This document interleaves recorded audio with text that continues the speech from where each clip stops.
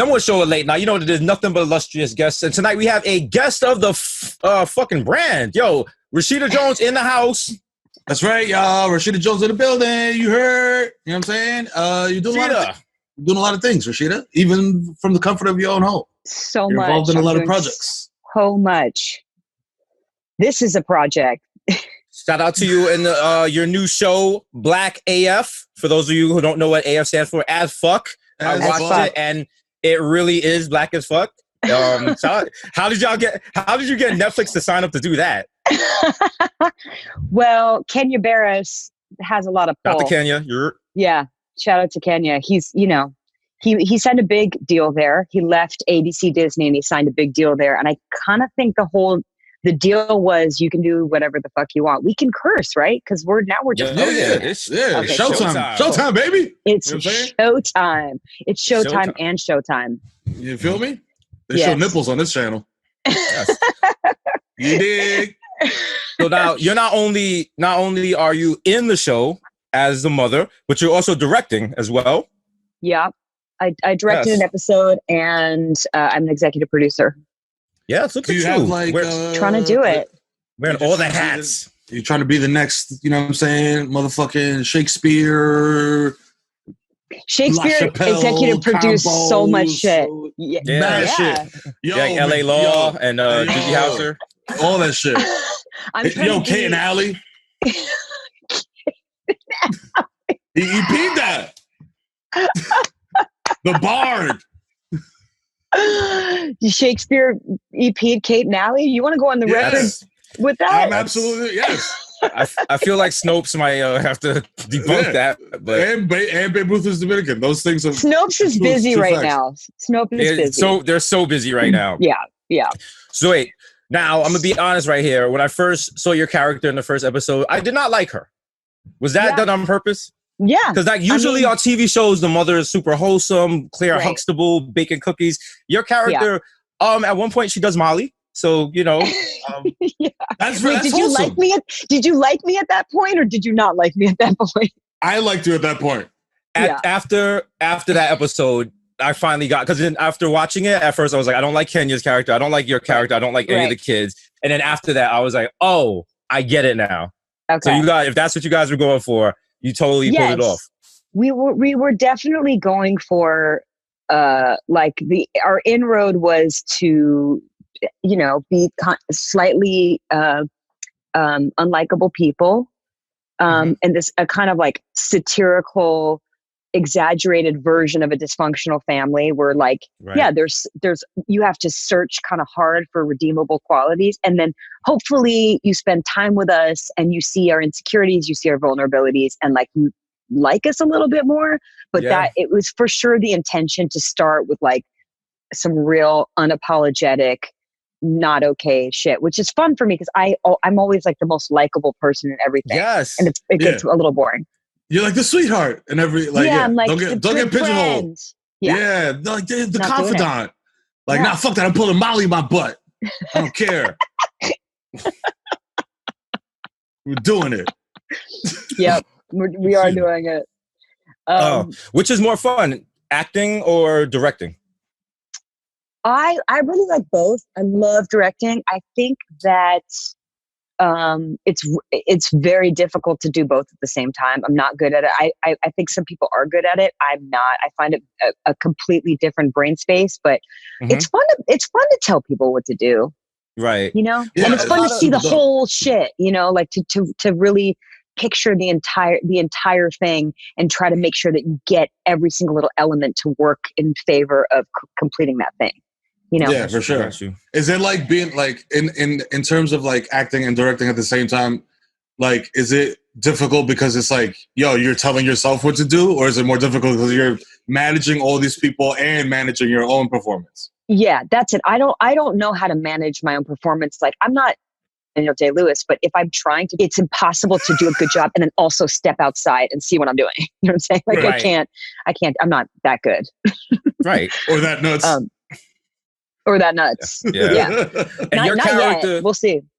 How much say did you have in the actual creation of your character? Because at one point she starts popping and locking and doing the dances. And I know as far when someone who follows you on Instagram, I know you be busting out the moves. I know you be dancing. Yeah. So is that something you were like, yo, she has to dance? I was like, I'm not doing this show unless she dances and embarrasses herself all the time. No, that part was based on me for sure.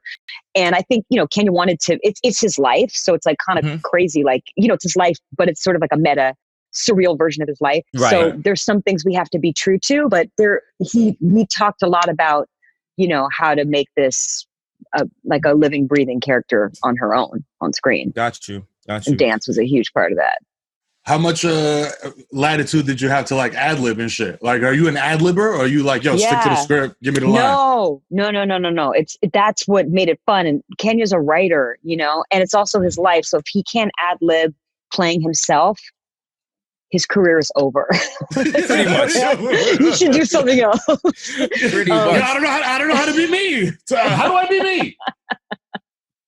No, you directed the third episode, which was the one about the early sexualization of Black girls. Yeah. Right? Did you watch all of it, DESUS? I'm home. Yeah.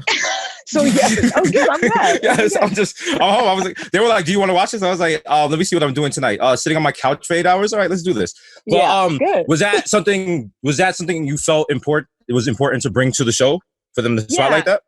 Yeah, I mean that was an idea that was certainly cooked up a little bit in the writers' room. I would pop in there once in a while to talk about those issues and other issues, but that was personal to me, and I feel like something that you don't really see that much on TV, and you definitely don't see it through the lens of comedy.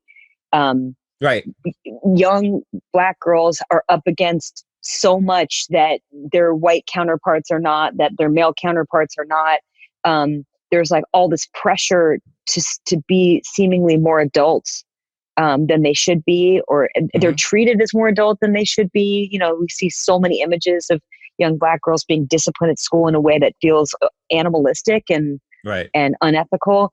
And it's no mistake. There's kind of like a history that we talk about in the episode of that show. But as a mother, it becomes tricky because you don't want to, cut off your daughter's passion and self-esteem and good feelings about herself. You don't want to do that, but you also don't want her to like play herself and look back in a couple of years and be like, oh no, I put that online. So that's fucked up. Yeah. That's social media. It's fucking kids up. How are you doing with the quarantine? You hanging in there?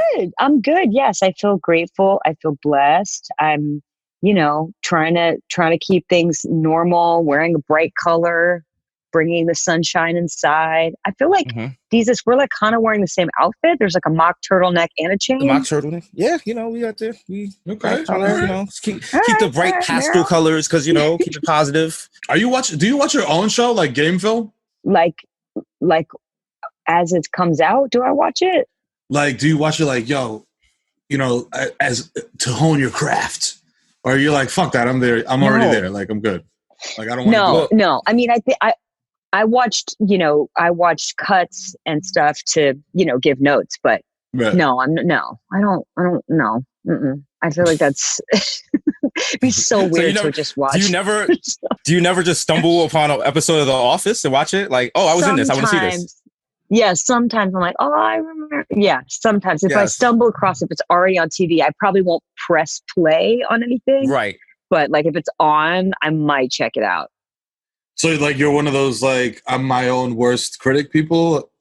Is that the thing? No, because I write and I produce and direct stuff that I'm in. So like I'm pretty good at having like an accurate sense of how I come across and how it serves the greater purpose. I'm just like I don't get any joy out of watching myself.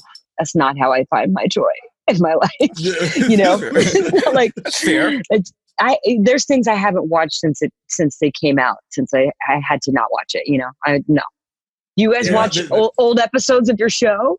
I mean, sometimes, I'm not even gonna lie, sometimes I get super high in the basement and I say some shit on a clip on the YouTube or some shit and I'm like, damn, this nigga don't miss. I'm like, you know what I'm saying? Like, you know what I mean? Nah, some of that early stuff is hard. Some of that early stuff is very hard to watch. I'm like, wow, I was really trying to get away with that imaginary hairline. Wow, this is painful. Were you painting in a hairline? No, when we were on MTV2, like they basically take all of our hair off and then like draw on hairlines because that's just the look that they wanted for us. So yeah, I sat in the chair and I was like, I will be wearing a hat, sir. Yeah, it was. I was like, I'm not removing it. We were just getting started, so we didn't really have any leverage. I remember one episode of a game show we were shooting, I had like a standoff with the director over because I wanted to wear a specific pair of sneakers. And she was like, no, that breaks the visual continuity or some shit. And I was like, fuck this. I'm wearing these sneakers and I'm not doing it. So what does the director say to that? That's a good question. You say, okay. And then you probably try to shoot around the shoes.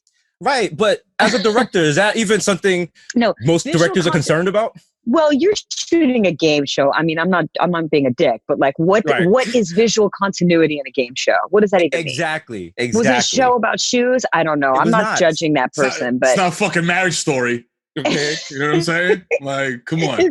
If there was a look and you showed up with your own shoes and you were playing a different character, that's a different conversation. But it's a game that show. Makes sense. See, I wouldn't be a dick in that case. Then I'd work with it. Speaking of shoes, okay, you guys are on Netflix. Exactly how much was the sneaker budget for the show? Because I know he's casually just wearing Red Octobers, like the Tom Sachs moon boots. You guys roasted those. I have those. That hurt me. But continue. I know. I was like, oh no, is Nike never gonna like mess with us again? Because we're like roasting the moon boots. Yeah. Well, the sneaker budget I think was like a fudged gray area between Kenya's closet. Mm-hmm. And I was about to say, budget. So there was like a lot of that's it's crazy. Our shoes, our sneaker game was crazy. Even Michelle Cole, who did our costumes, insane. She does Blackish and Grownish, and she's kind of a legend. She's like a quiet legend, but she really got it right with this one. She I don't know. She was great. I love my looks. That's like my favorite looks I've ever had on a show, and also like way flossier than I am in my life. I was really stopping the show at certain points on Poshmark. Like, is this still available? Like some of the sweatsuits he was rocking. Like, there was some serious drip on that show. I know. The drip is real. It had to be. That's the thing. It's like, because it's supposed to feel kind of real. It's supposed to feel like Kenya's life. Also, by the way, we shot at his actual house. Oh, wow. That's his real house. We had a set that looked exactly like his house, and then we shot at his house. So we had two sets that were identical. Wow. So fucked up. He's so fucked up. Oh shit, Kenya got the big check. Yo, smoke weed on your set. That's crazy. Whoa. Wait, somebody wants to come say hi. Who wants to come say hi? Want to come say hi? I have a special cameo. It's got special guest. Special cameo. Special guest. Who could it be now?